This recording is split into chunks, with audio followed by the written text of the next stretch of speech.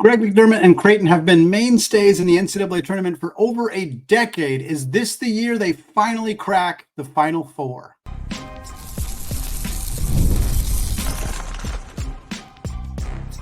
You are Locked On College Basketball, part of the Locked On Podcast Network. Your team every day. What's up, folks? Happy Tuesday, and welcome into the Locked On College Basketball Podcast, a daily national college hoop show, part of the Locked On Podcast Network, your team every day. I am your host, Andy Patton. I want to thank all of you for making this show your first listen or your first watch of the day. Remind you, we are here 5 days a week, 52 weeks out of the year, covering college basketball every single day. You can find us on ad-free on Amazon Music as well. I want to give a special shout out to those everyday listeners and those of you who have joined the Locked On College Basketball Discord community. It's free to join. If you haven't done so yet, there's a link in the show notes on audio and video platforms. Today's episode of Locked On College Basketball is brought to you by 5 Hour Energy. Folks, go to 5hourenergy.com and use promo code LOCKEDONCFB to receive 20% off your order. Well, as we've been doing throughout the month of September, we are continuing our team preview series, talking about the majority of teams we expect to be in the top 25, top 30-ish teams here as we get ready for the upcoming college basketball season. So far, we have looked at Kentucky, Kansas, Gonzaga, Alabama, and Iowa State. And today, we are taking a look at our first team in the Big East Conference, the Blue Jays of Creighton. We're going to be talking about the big storylines with the program, some projected starting lineups and rotations, postseason predictions for Greg McDermott's team, and taking a look at their schedule, which for Creighton has a bit of an interesting wrinkle as we have a non-update on the Players Era NIL Festival. We'll talk a little bit about that to close out the show. Let's start by going back to last season and how Greg McDermott's Blue Jays did. They finished 25-10 on the year, second in the Big East with a 14-6 record, obviously behind the defending back-to-back national champion UConn Huskies. Was the only team ahead of them in the conference standings. However, Creighton did not do as well in the conference tournament. They ended up losing to Providence in the Big East tournament. I tell you what, the Big East tournament is as big of a crapshoot as you're going to find in college basketball. That place is, the Madison Square Garden is absolutely popping off for that tournament. So not surprised to see some wonkiness in that event, but didn't really ultimately impact Creighton too much. They still earned a 3 seed in the Big Dance. They still advanced to the Sweet 16 after beating Akron, the 14 seed in the first round by 17 points, 77-60 was the final score there. And then they got themselves a nice little scare from former Creighton head coach Dana Altman, who is coaching now the Oregon Ducks. They were an 11 seed who upset South Carolina, the 6th seed in the first round, and nearly took down Creighton in the second round. The final score was 86-73, 13-point victory. Looks pretty simple, but it was in double overtime. Oregon got pretty much all of their production towards the end of that game from N'Faly Dante, and in the second overtime period, Oregon just completely was out of gas, and Creighton ended up managing to make it look like a pretty secure victory, despite it not really being the case with that 2 overtime win there. Creighton then ultimately fell to the 2 seed, the Tennessee Volunteers, in the Sweet 16, 82-75. I think from a storyline perspective, we'll get into the roster stuff. A big storyline for them recently was their addition of Fedor Zugic, a European player. We'll talk more about him in the second segment. But I think one of the big storylines for Creighton in general is that this is a team that has kind of established themselves in the top hierarchy of the Big East. And they've done it alongside Marquette, two teams who are not original members of the Big East, who joined about 10 years ago when the Big East allegedly completely fell apart. It did not. They rebuilt, and they are now in great shape from a basketball perspective, of course. The hierarchy right now is UConn, who rejoined at that time and then went to the AAC and has just been seeming to pinball back and forth between being a Big East member and not being a Big East member. But it's UConn, Creighton, and Marquette kind of, for the last few years, have really been a cut above everybody else in the Big East. And I say the last couple of years, and I think that's an important distinction because, of course, prior to Jay Wright leaving Villanova was not only in that top hierarchy, they were the cream of the crop in this conference. They won 2 national championships. They were one of the premier programs in all of college basketball, if not the premier program in college basketball. Of course, since Jay Wright left and Kyle Neptune has replaced him, things have not gone nearly as well for Villanova. It has kind of helped establish this hierarchy with these 3 teams here. 2 of them who are kind of the least East teams that you can get in the Big East, in Creighton and Marquette, as well as, of course, UConn. We'll see if Rick Pitino and the St. John's Red Storm can kind of sneak into that conversation. I wouldn't be surprised if they are, if not 4th, in the top 4 of the conference this year. That team is really, really loaded with talent. Villanova's down right now. They're kind of in that second tier, I suppose. You get Providence, Butler, Xavier sort of feel like that 2-3 tier, depending on kind of how Villanova does. And then there's a gap, and then you get Georgetown and DePaul. We'll see if Georgetown can make some strides. Now that we're a little bit further removed from the Patrick Ewing era. We'll see what happens with Ed Cooley over there. DePaul, new head coach as well, Chris Holtman. We'll see what that does for them, although I don't expect either program to take huge jumps at this point. The other storyline for Creighton is just the incredible consistency that we have seen from this team under Coach Greg McDermott. I think a lot of times coaches who don't make who don't, jump to the Final Four, make it to national championships. We obviously have seen Butler do that about, right around the time that Greg McDermott took over at Creighton, and Creighton got a lot of attention in that early stage with Doug McDermott being on the roster, Greg McDermott's son. Of course, he's the most prolific player in Creighton basketball history, and that team was fantastic, but they didn't make Final Fours. They didn't make the national championship game the way that Butler did. But what Creighton has been able to do is just be remarkably super, super consistent. McDermott has taken the Blue Jays to the NCAA tournament in 6 of the past 7 seasons, not including the year that the tournament did not happen. He has been ranked in the top 10 in 4 of the last 5 years and 6 times total. In 6 seasons that he's been the head coach, they have been ranked in the top 10, including 4 of the last 5. They have made the NCAA tournament 9 times in the 13 seasons that McDermott has been a head coach, where there was an NCAA tournament. Again, we're not counting the 1920 season when it got canceled. 9 bids in 13 years. That's incredible. That is really consistent for a program like Creighton, a smaller school. Obviously, they're kind of viewed as a traditional powerhouse or a consistent powerhouse program right now in the Big East. But they, this streak started when they were a Missouri Valley Conference team. So to have made the tournament in 9 out of 13 years, considering where they started to where they are now, is a really remarkable feat for McDermott. And he deserves to be in that conversation among coaches who have built a program from, I don't want to say the ground up, but from a much smaller spot than they are currently. The last storyline, I think, for Creighton, or the last 2, is the return of Ryan Kalkbrenner coming back for his 5th and final year. Kalkbrenner has won Big East Defensive Player of the Year 3 times. And it's very possible he is the favorite at this point to win it for a 4th year. That is some unbelievable stuff if Kalkbrenner can be a 4-time Big East Defensive Player of the Year. And then I think the final question for Creighton, the one that I'm sure many Blue Jays fans have on the mind, is this the year the team finally breaks through and they make that Final Four? Because they made the Elite 8 in 2018, and they were very close to get into the Final Four. I don't want to say phantom foul call on Ryan Nembhard, but let's call it a ticky-tack foul on Ryan Nembhard, who fouled Darion Trammell from San Diego State. Trammell knocked down the free throws, sent the Aztecs to the Final Four. They, of course, then managed to move past Florida Atlantic and advance to the national championship, where they lost to UConn.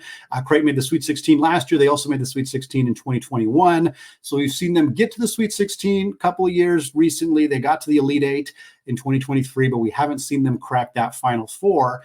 And sure, this is a team that lost Baylor Scheierman, first-round pick. This is a team that lost Trey Alexander, who's going to be an NBA player after a very strong summer league. They did get a pair of Big 12 transfers. They also got that key freshman from Europe that we talked about. So this team, they're in pretty darn good shape heading into 24-25, and maybe this is the year that they make that jump.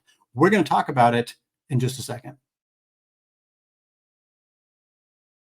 Right after I tell you about Ultimate College Football head coach.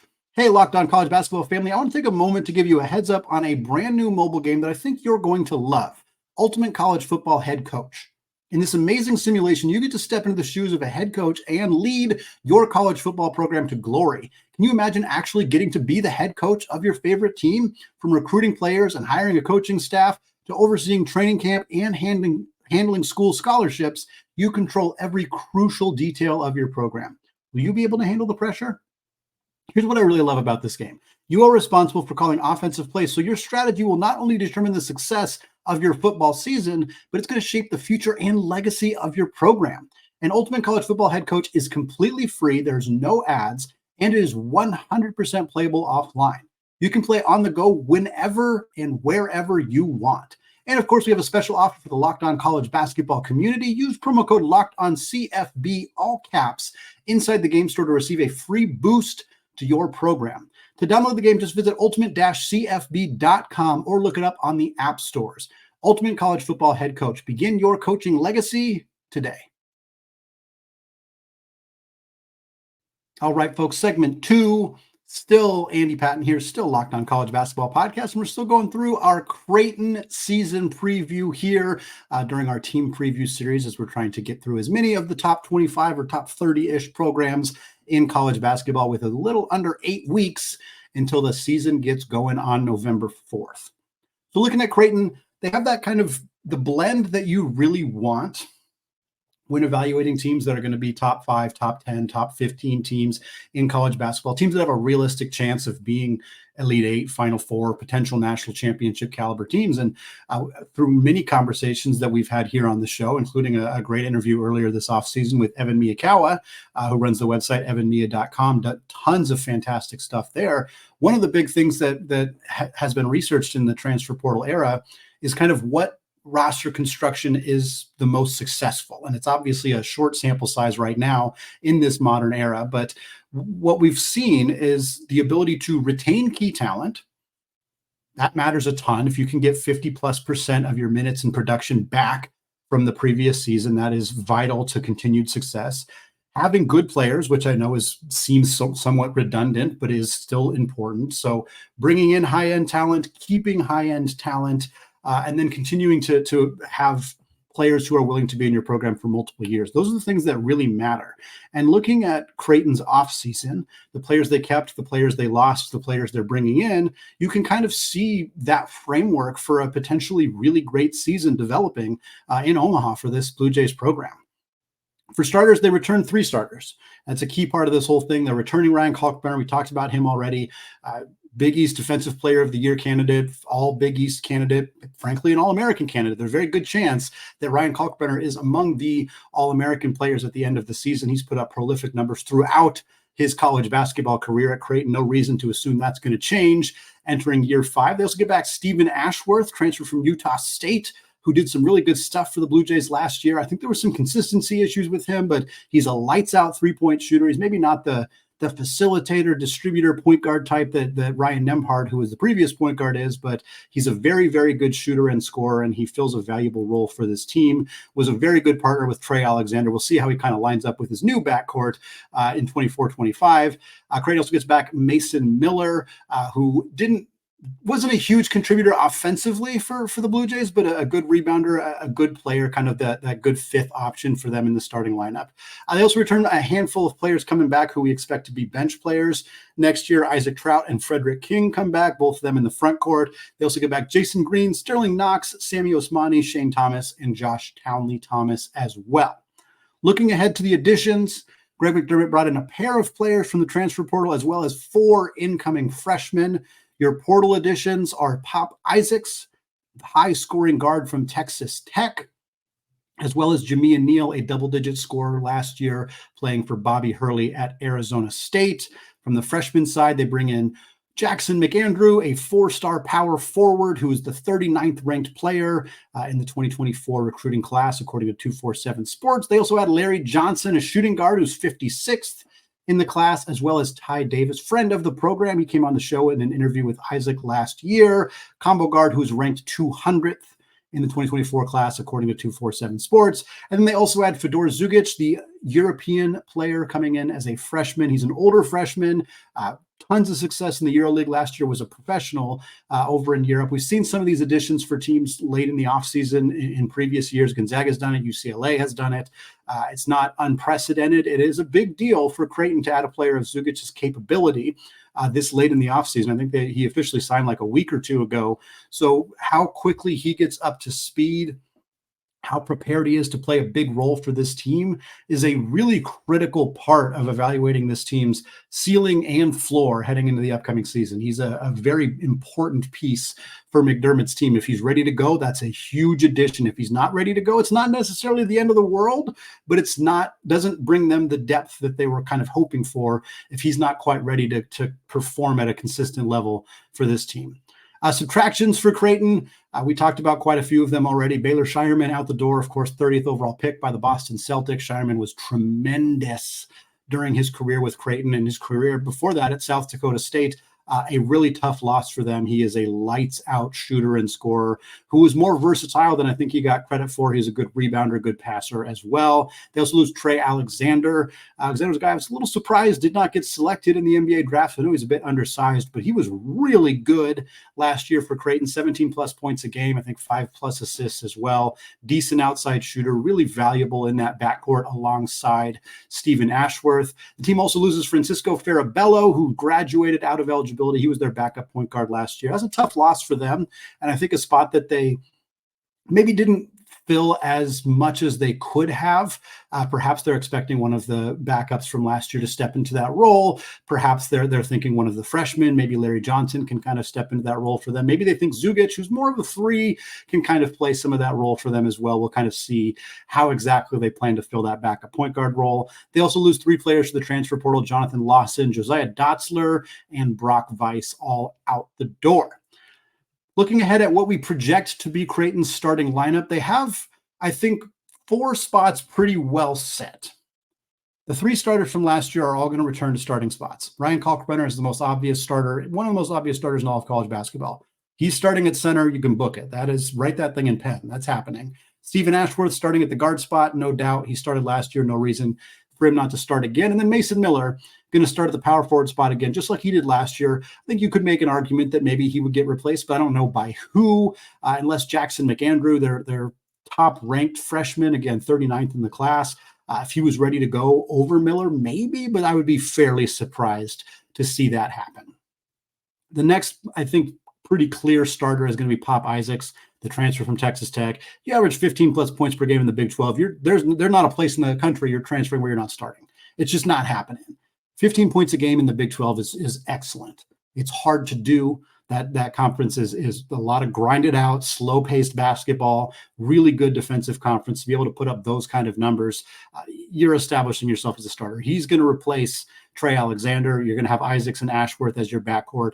Curious kind of who's going to be the more ball-dominant player out of those two, but I think they complement each other pretty well, and I think it's going to work out quite nicely for Greg McDermott.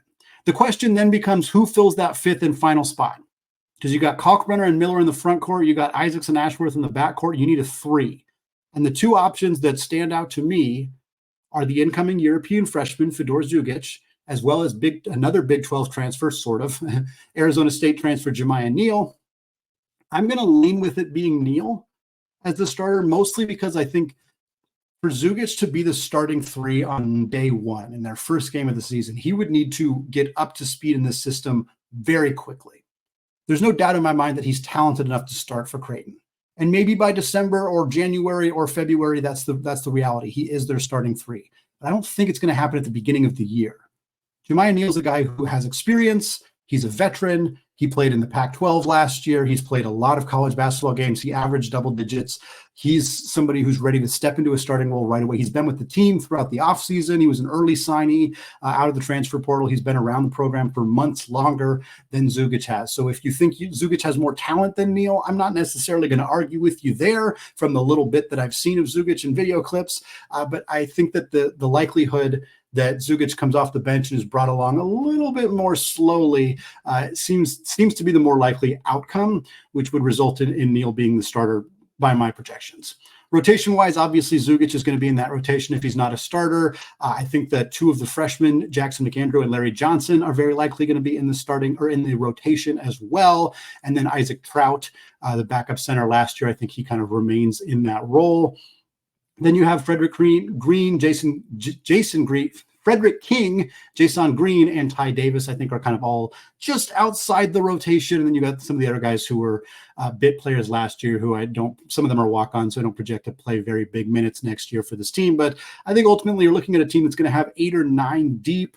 I think Larry Johnson's kind of the cutoff potentially for significant role next year, but you'll have your starting 5. You'll have Zugic, you'll have Jackson McAndrew, and you'll have Isaac Trout. That 8, I think, is pretty well locked in to having a consistent role night in and night out for McDermott's team, with Larry Johnson and then Frederick King coming in off the bench as well. Well, folks, this team's got a really fantastic non-conference schedule, which should set them up for success, although there is some concern as we record right now about the team's MTE, the Players Era Festival. We're going to talk about that and what it might mean for the Blue Jays coming up in just a second. But first, folks, let's grab a 5-hour energy shot to stay alert so you can watch all of your favorite games and help you get through that third quarter lull. Or maybe you just stayed up too late last night. You were watching regulation. You're not ready to give up on overtime, so you're staying up late. Now you got to take a 5-hour energy shot the next morning to help you get through the day. 5-Hour Energy is the brand hardworking people have trusted for over 20 years to give them the alert, energized feel they need to get through a busy, hectic day. And you always know where to find 5-Hour Energy. It's right at the cash register at nearly every convenience, drug, and grocery store nationwide. So stock up on money-saving multi-packs to make sure that you never run out of delicious, energizing 5-Hour Energy shots. Go to 5hourenergy.com with the number 5 and get some 5-Hour Energy product today. You can use our promo code LOCKEDONCFB and you'll get 20% off your order. That offer is only valid until September 30th on one order and cannot be used with other promotions. The code is no good on subscription orders. So go to 5hourenergy.com today.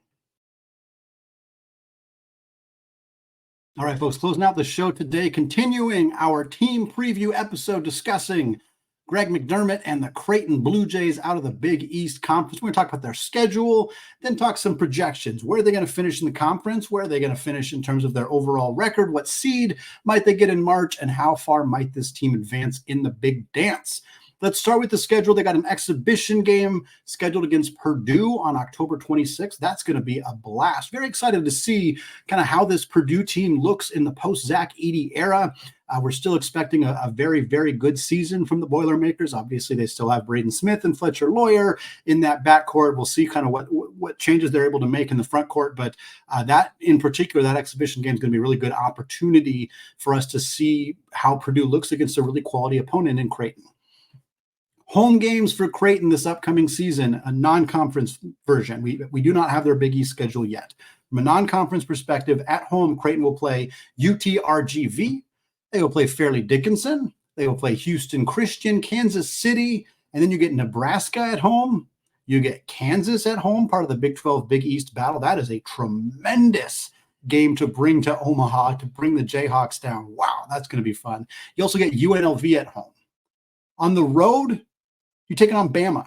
It's only one road game for Creighton in the non-conference. A lot of teams don't play any road games, but one road game for Creighton, and it happens to be against the Crimson Tide, a Final Four team last year. Really fun. You bring Kansas to your home arena, and you go on the road to take on Bama. It doesn't get a whole lot better than that. If you're talking top 2 teams, you got exhibition against Purdue, you got Kansas, you got Bama. That is incredible for the Creighton Bluejays right now. But for depth in the non-conference schedule, for more marquee games, part of what Creighton is relying on is the games in the Players Era NIL Festival. We've talked about this a handful of times on the show. It is a new multi-team event set to take place in Las Vegas around Thanksgiving. The promise was that every team that participated would get $1 million in NIL funds to go towards their program. Win or lose. If you win, you get $2 million. If you don't win, you still get $1 million towards your program.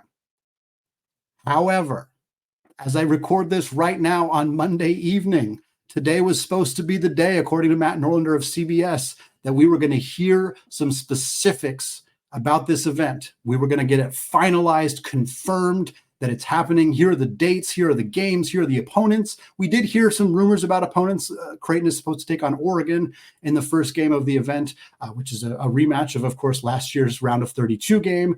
But the website went dark.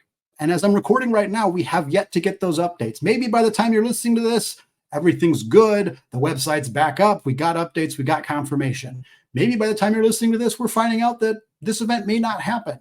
Both of those seem realistic to me at this point.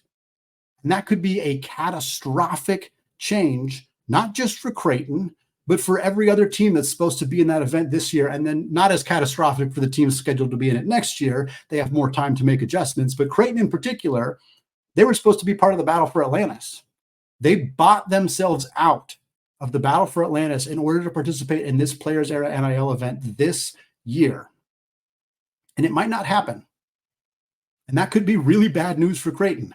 You got to scramble to put together the rest of your schedule. Again, they are fortunate to already have Kansas, Alabama, Nebraska on the schedule. They got the exhibition game against Purdue. They already got a good schedule. UNLV is a solid mid-major team as well.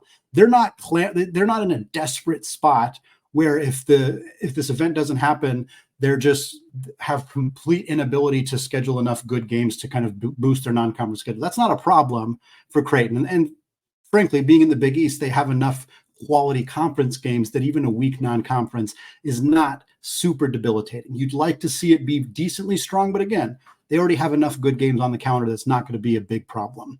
It's not a great thing for college basketball in general if 9 weeks before the season starts, we're finding out that a marquee event with a ton of really good teams is all of a sudden not happening. That's not good if that's the case. Again, by the time you're listening to this, maybe this is all obsolete. Who knows? But it's definitely something we're going to continue to track.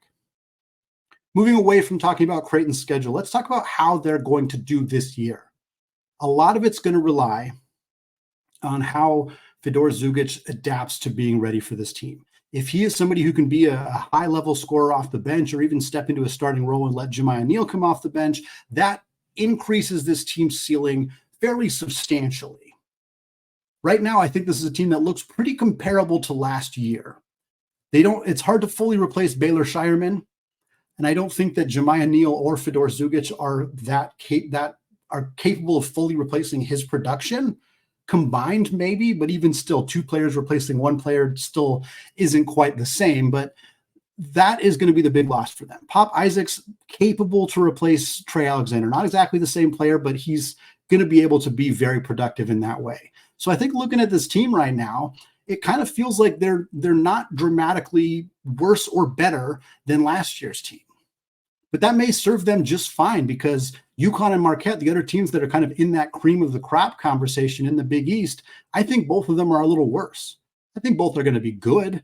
And I think for UConn, saying UConn's worse, they won back-to-back national championships. They were the best team in college basketball last year.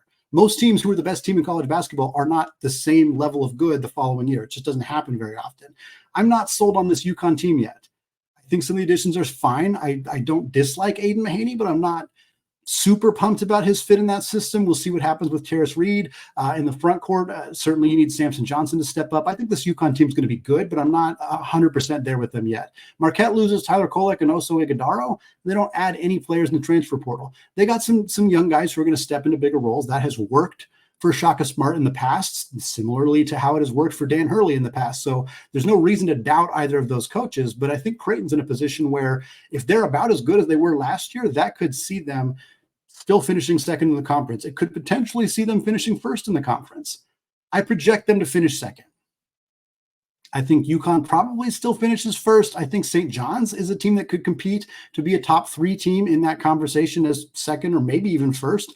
I really love their offseason with Kadari Richmond coming in, Devin Smith. This is going to be a really good team for Rick Pitino, but I think Creighton's going to finish right around second like they did last year. I think they're going to win around 24, 25 games, just like they did last year as well. They won 25. I think they're going to get a top 4 seed, just like they did last year. I think a lot of what happened last season for Greg McDermott, again, we started this show talking about how consistent Greg McDermott has been at Creighton. So, of course, we're going to end the show talking about how we think they're going to be about as good this year as they were last year because they are a consistent brand, a consistent program. I think if Zugic pops off, this is a team that maybe finishes ranked inside the top 8, maybe top 5. Maybe they get a 2 seed. Maybe they make it to their first Final Four. All of that is plausible this year. In particular, if he pops off, if the 2 transfers come in and seamlessly are ready to roll, I think more likely you're looking at a team that's going to get a top 4 seed, 3 seed, 4 seed, somewhere in there. Going to win 25 games. They're going to make the Sweet 16. Maybe they'll make the Elite 8. Again, If it sounds like I'm just regurgitating what happened last year, kind of am, because I think that that's about where this team's going to finish in the 24-25 season. I'm just going to wrap up our Creighton episode here for the Locked On College Basketball Podcast. Isaac will be back with you. We got 2 more team previews coming your way on Wednesday and Thursday. He and I are going to wrap up the week with a conference preview as well. We're getting you ready for the season with as much content as we can preview-wise here. It's going to be a lot of fun stuff coming your way on Locked On College Basketball. Folks, thank you so much for listening. And until next time, as always, peace out.